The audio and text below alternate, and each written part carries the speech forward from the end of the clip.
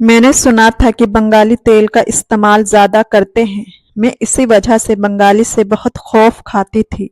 लेकिन जब मेरी शादी बंगाली लोगों में हुई तो मेरी जान ही निकल गई, क्योंकि आज मेरी पहली रात थी और पति ने आते ही मैं जू ही हूँ। हम बहुत ज्यादा गरीब थे और रेलवे के करीब की आबादी में रहते थे। यहाँ पर ज्यादातर घर बंगाली के ही थे। वहाँ बच्चे बहुत ज्यादा होते थे, इसलिए पूरा दिन गली में शोर रहता था। माँ कहती थी कि बहुत ही ज्यादा शरारती बच्चे हैं। मेरे पिताजी की एक बंगाली के साथ बहुत दोस्ती थी। वह हमारे पड़ोसी भी थे। मेरे पिताजी ने कहा कि हम बड़े परेशान हैं, समझ नहीं आती क्या करें। बेटी की उम्र निकलती जा रही है लेकिन दहेज ही जमा नहीं हो रहा है, तो शादी कैसे करेंगे? क्योंकि बिटियां तो दहेज के साथ ही जाती हैं। लोग दहेज के साथ बेटियां ले जाते हैं। उस बंगाली ने कहा कि ये तुम्हारे यहाँ ही दहेज की मुसीबत है, हमारे यहाँ तो लड़का सारा कुछ खुद ही बनाता है। मेरे पिताजी ये सुनकर हैरान रह गए। उसने बताया कि कुछ बंगाली होते हैं जिसमें लड़का दहेज भी खुद बनाता है, लड़की के लिए सोना भी बनाता है और लड़की के घर में जो खाना पकता है उसके पैसे भी देता है। और उसके अलावा अगर लड़की खूबसूरत हो तो उसके पिता अगर कोई और शर्त रखना चाहे तो वह भी लड़कों को पूरी करनी पड़ती है। मेरे पिताजी ने कहा कि मेरी बेटी की शक्ल और सूरत तो बहुत ही अच्छी है, अब शादी की उम्र भी हो गई है। उसकी माँ कहती है कि इसकी शादी के बारे में सोचो, शादी होते होते भी 2-3 साल लग जाते हैं। अगर उम्र निकल गई तो लोग उल्टी सीधी बातें करेंगे। पिताजी को उनके दोस्त ने कहा कि तुम बंगाली में शादी क्यों नहीं करते, लेकिन पिताजी ने कहा कि हम लोग तो बंगाली में रिश्ता कैसे करेंगे। उन्होंने कहा कि आजकल कोई फर्क नहीं पड़ता, बंगाली रिश्ता ले लेते हैं। मैं अपने दोस्त से बात कर लेता हूँ, उसका एक जवान बेटा है, बहुत ही ज्यादा नेक है, उसके साथ अपनी बेटी की शादी कर लो। दहेज और सोना भी वह खुद ही बना देंगे, तुम्हारा तो कोई खर्च ही नहीं होगा। फिर पिताजी को ये बात बहुत अच्छी लगी, लेकिन जब उन्होंने ये बात माँ से कही तो माँ ने कहा कि हमारी बेटी उस माहौल में कैसे रहेगी। पिताजी ने कहा कि आजकल सबका माहौल एक जैसा ही हो गया है, हर घर में फोन है, कौन सा वह लोग पहाड़ पर रहते हैं, अच्छा भला घर है उनका, ज्यादा से ज्यादा क्या बस पर्दा करवाएंगे, तो ये हमारे यहाँ भी करती हैं और पर्दा करना अच्छी बात है। माँ पिताजी इस बात पर इत्मीनान हो गए, क्योंकि उसमें कोई खर्चा भी नहीं हो रहा था। और लड़के की तस्वीर दिखाई तो वह भी बहुत ज्यादा खूबसूरत था। लड़के की माँ भी जिंदा थी, सिर्फ उसका एक बाप था। उन लोगों को शादी की जल्दी थी क्योंकि घर में कोई औरत नहीं थी, इसलिए उन्होंने कहा कि शादी 1 माह में हो जाए तो अच्छा है। उन लोगों ने कहा कि आप लिस्ट बना दें, आपको जो भी सामान चाहिए आप उसमें लिख दें, हम लड़की के लिए वह सारी चीज ले लेंगे। हम लोग तो खुशी से निहाल हो गए। पिताजी ने लिस्ट में सब कुछ लिख दिया। उन लोगों को कोई मसला नहीं था। उसके अलावा उन्होंने कहा कि हम 6 तोले सोना पहन सकते हैं, उससे ज्यादा नहीं। हम लोग तो खुश हो गए, हमें तो लगा था कि वह 1 तोला भी पहना दे तो बड़ी बात है, वह तो 6 तोले सोना पहना रहे थे। उन्होंने खाने के पैसे, जिसको वह रिसेप्शन कह रहे थे, मेरे पिताजी को 2 लाख रुपया भी दिया। उसके अलावा उन्होंने कहा कि कोई आपकी शर्त है, तो हमने कहा कि बस बेटी को खुश रखें और हमारी कोई शर्त नहीं है। पर मैं थोड़ी डरी हुई थी, क्योंकि हम सब यही सोचते थे कि बंगाली हर मामले में कुछ ज्यादा ही सख्त होते हैं, उनके अपने वसूल होते हैं, उनके घर में बहुत ज्यादा तंग माहौल होता है, वह पर्दा करवाते हैं, कहीं आने जाने नहीं देते हैं। लेकिन दूसरी तरफ ये भी सोचते हैं कि बंगाली ज्यादा खूबसूरत होते हैं, बहादुर होते हैं और औरतों का ख्याल रखते हैं। मेरे दिमाग में अजीबो गरीब किस्म के ख्याल आ रहे थे। मैं नहीं जाना चाहती थी इतना दूर, मैं सिर्फ यही सोच रही थी कि मैं इतना दूर नहीं जाना। लेकिन माँ ने समझाया, मम्मी ने कहा कि बेटी चाहे पास ही वाले घर में क्यों ना चली जाए, मायका तो पराया हो जाता है। उन्होंने कहा कि ससुराल तो सबका एक जैसा होता है और मर्द का क्या है, उनकी एक ही दुखती रग होती है, प्यार से पेश आना, उसकी हर बात मानना, उसकी इज्जत ख्याल रखना। 10 बातें तो उसकी मान लेना, 4 बातें वह तुम्हारी भी मान लेगा, सब कुछ ठीक हो जाएगा। मैं विदा होकर चली गई। मेरे लिए वाकई उन्होंने सारा सामान भी लिया था, घर भी अच्छा था, सब कुछ ठीक था। मेरा पति भी बहुत ज्यादा खूबसूरत था, उसका नाम गौतम था। 1-2 हफ्ते तो सुकून से गुजर गए, पर एक दिन मैंने गौतम को एक अजीब काम करते हुए देखा। उसने आंगन में एक चारपाई बिछाई हुई थी। रात हो चुकी थी, सारे काम मैंने खत्म कर दिए थे। वह उस चारपाई पर थोड़ी देर के लिए बैठा था। ये तो उसकी रूटीन थी, लेकिन आज वह चारपाई के पैर के ऊपर अजीब सा कोई तेल लगाने लगा, जिसकी इतनी तेज बांस की सीधी नाक में जा रही थी। मैंने कहा कि ये आप क्या कर रहे हैं? तो कहने लगा कि वह तुम दूर से आई हो ना, तुझे पता नहीं, ये रिवाज होता है, सोने से पहले चारपाई के पैर के ऊपर ये एक एक खास किस्म के तेल को लगाया जाता है ताकि कोई कीड़ा या मक्खी वगैरह ना आए। मैंने कहा कि लेकिन इसकी इतनी बदबू आएगी तो हमारे ही दिमाग में जाएगी। गौतम ने कहा कि तुझे अभी बुरी लगेगी, उसके बाद इसकी आदत हो जाएगी। इसके बहुत फायदे हैं, इसको लगाने से नींद भी अच्छी आती है। मुझे लगा शायद वाकई ही कोई रिवाज है, खैर बर्दाश्त करके बैठ गई। गौतम ने कहा मेरे थोड़े पांव दबा दो। मैं उस तरफ ही बैठी थी जहां उसने तेल लगाया था और वह बदबू आकर सीधी मेरी नाक में जा रही थी। उसके बाद कहने लगा कि पिताजी की तबीयत खराब है, थोड़ा उनके भी पांव दबा दो, फिर आकर सो जाना। मैंने कहा ठीक है। मैं ससुर के कमरे में चली गई। दरवाजा खुला हुआ था और मेरा पति बाहर ही बैठा था, इसलिए मुझे डरने की क्या जरूरत थी। मैंने ससुर के पांव दबाए, लेकिन उसके बाद मुझे अचानक से सर दर्द हुआ और फिर मुझे याद ही नहीं कि मेरे साथ क्या हुआ। सुबह आंख खुली तो मैं अपने कमरे में ही थी, लेकिन मुझे कुछ याद नहीं था। मैंने गौतम से कहा कि रात को क्या हुआ था, तो उसने कहा कि तुम बेहोश हो गई थी, इसलिए मैं तुम्हें उठाकर कमरे में ले आया। अपना ख्याल किया करो। गौतम मुझे बहुत मोहब्बत करता था। अपने बाप के साथ तो वह बंगाली जबान में ही बात करता था, लेकिन मेरे साथ हिंदी में बोलता था, पर मुझे पता नहीं चलता था कि वह बाप बेटा आपस में क्या बात कर रहे हैं। मैं परेशान तो बहुत थी, लेकिन मुझे हर हाल में गुजारा करना था, क्योंकि पहले दिन से घर में मेरी शादी एक मसला बनी हुई थी। मैंने तो माँ पिताजी को ये कहते हुए सुना कि क्या करें, कहाँ से लें पैसा, हम तो मुसीबत में पड़ गए हैं। यानी वह मुसीबत मुझे ही कह रहे थे। वाकई बेटियां मुसीबत बन जाती हैं, क्योंकि उनके लिए दहेज बनाने पड़ते हैं। लेकिन अगर यहाँ ऐसा रवाज था कि लड़का खुद ही बनाता है, तो यह तो बहुत ही अच्छी बात थी मेरे लिए। वाकई उन्होंने सारी दहेज बनाई थी और सारी चीजों की क्वालिटी भी अच्छी थी। माँ को फोन करके बताती थी कि मैं खुश हूँ, सब कुछ ठीक है। लेकिन अगले दिन फिर यही हुआ कि गौतम ने कहा ससुर के पांव दबा दो और फिर से बेहोश हो गई। अब तो 2-3 बार मेरे साथ ऐसा हो जाता था। गौतम मुझे डॉक्टर के पास लेकर नहीं जा रहा था, लेकिन घर में एक दाई को ले आया। उसने कहा कि कहीं तुम्हारा पाँव तो नहीं भारी। मैंने कहा मुझे नहीं पता। उसने मुझे चेक किया और कहा कि ऐसा तो कोई मसला नहीं है, लेकिन लगता है तुम इधर के माहौल में थोड़ी सी गड़बड़ा गई, तो कुछ दिन तक ठीक हो जाओगी।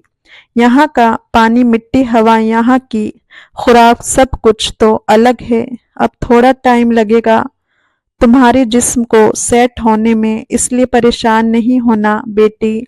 उन्होंने बड़े प्यार से मुझे समझाया। मैंने कहा कि ठीक है, मुझे भी ऐसे ही लग रहा था कि शायद यही वजह है, इसलिए सब कुछ हो रहा है। लेकिन गौतम मेरे ससुर को आंखों ही आंखों में इशारा करता था। वह लोग एक दूसरे से खुलकर बात करते थे, क्योंकि मुझे तो उनकी जबान समझ नहीं आती थी। मौसम बदलने लगा तो गौतम ने चारपाई को कमरे में ही रख लिया, जबकि कमरे में बेड भी थी। लेकिन वह उस चारपाई के ऊपर रोज वही तेल लगाता था। उसके घर में लोगों का आना जाना बहुत कम था। मैं किसी से पूछना चाहती थी कि ये तेल सारे ही लगाते हैं या कहीं गौतम ही ये सब कुछ कर रहा है।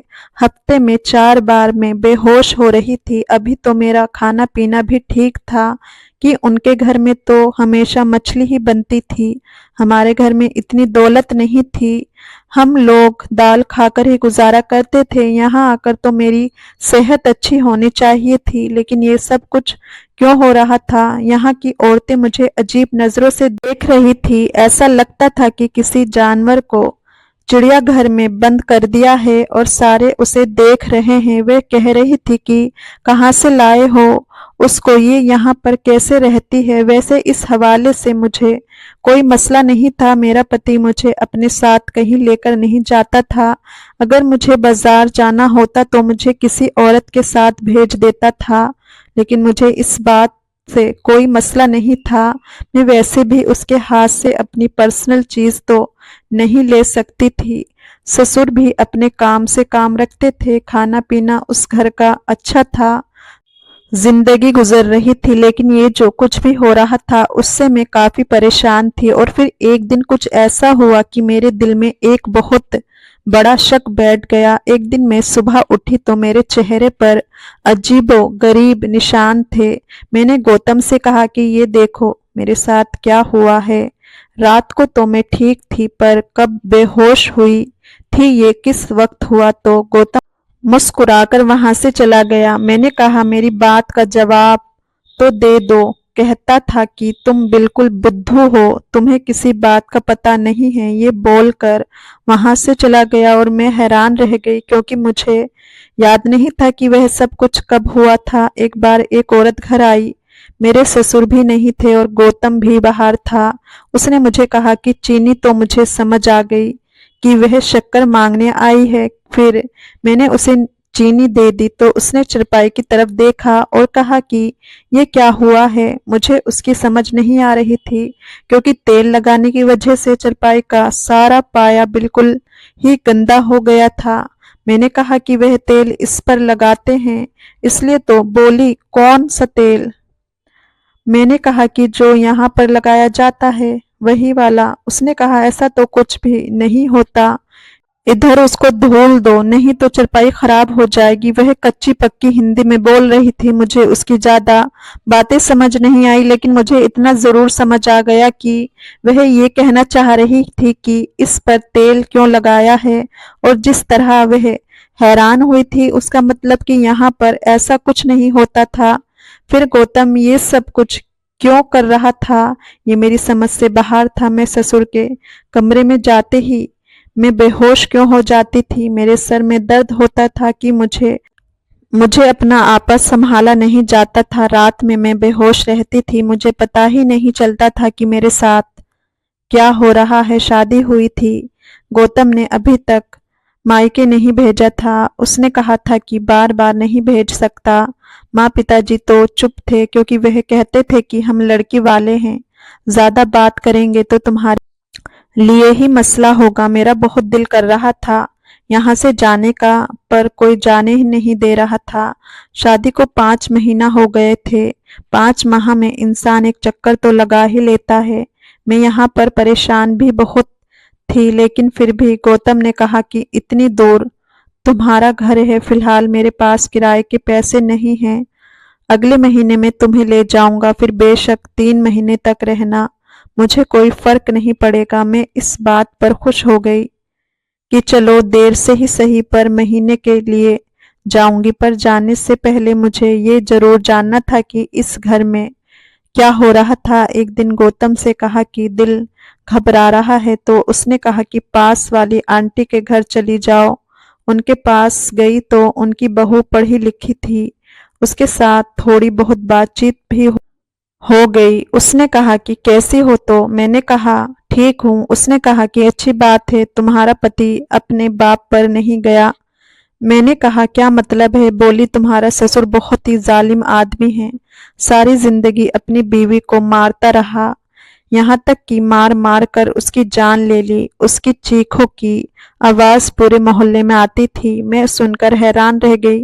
मैंने कहा कि मेरा पति ऐसा बिल्कुल भी नहीं है, वह इस तरह की कोई हरकत नहीं करता है। जब से आई हूँ मेरा बहुत ख्याल कर रहा है, हर बात मानता है। उसने कहा कि अच्छी बात है, जरूरी नहीं कि बेटा बाप पर जाए। तुम्हारे पति के हवाले से कोई बात हमने नहीं सुनी। इस मामले में वह अच्छा है, बस अपने घर में खुश रहो। मैंने कहा कि मैं बोर हो जाती हूँ। उसने कहा जब भी तुम्हारा दिल करे इधर आ जाया करो। उसने कहा कि यहाँ पर जो लोग पढ़े लिखे हैं सिर्फ उन्हीं को हिंदी आती है, क्योंकि स्कूल में हिंदी सीख सकते हैं। मैंने मैट्रिक किया है इसलिए आती है हिंदी। एक रात गौतम ने फिर से वही तेल लगाया और मैं थोड़ी देर कमरे में बैठी रही। उसके बाद गौतम ने कहा कि जाकर ससुर के पांव दबा दो।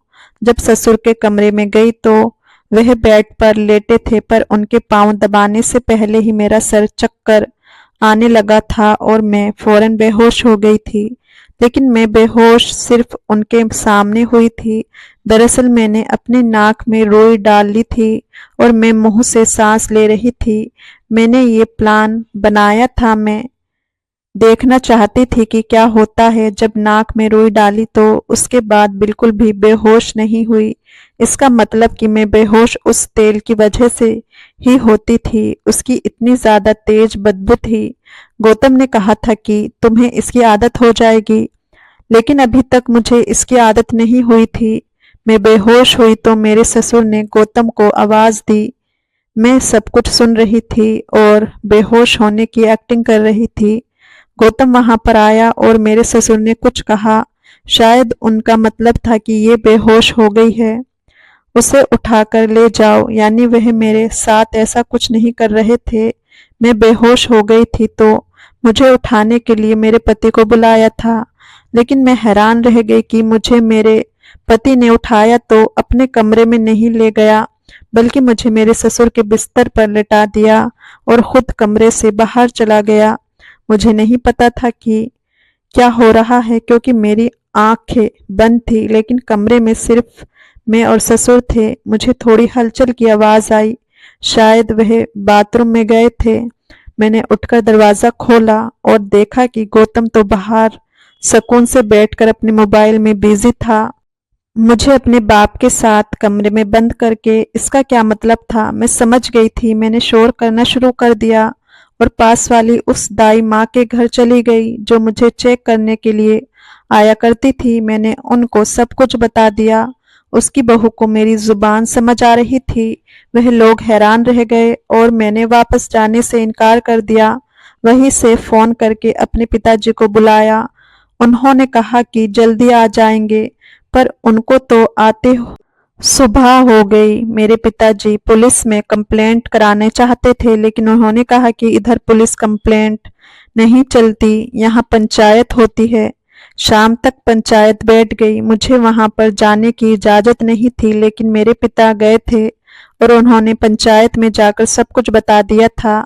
हम लोग बुरी तरह परेशान थे। मेरे पति ने शायद मेरे साथ ये इसलिए किया था क्योंकि मैं उसकी जात की नहीं थी, तो उसने सोचा कि ये तो वैसे ही बाहर वाली है, इसके साथ यही करना चाहिए। दोनों बाप बेटे मिलकर मेरे साथ गलत कर रहे थे। जो तेल वह चरपाई पर लगाया करता था, उस तरह का वहां कोई रिवाज नहीं था। बस वह मुझे बेवकूफ बना रहे थे। तो प्यारे दोस्तों, जहां तक हो सके हमेशा हमें अपने बिरादरी में ही शादी करनी चाहिए और माँ बाप को शादी करने से पहले हमेशा चाहिए कि वह अपनी बेटी के ससुराल की अच्छी तरह छानबीन कर लें, ताकि बाद में पछताना ना पड़े। हमारे बुजुर्गों को चाहिए कि हर हाल में अपनी औलाद जैसी लड़कियों को इज्जत दें।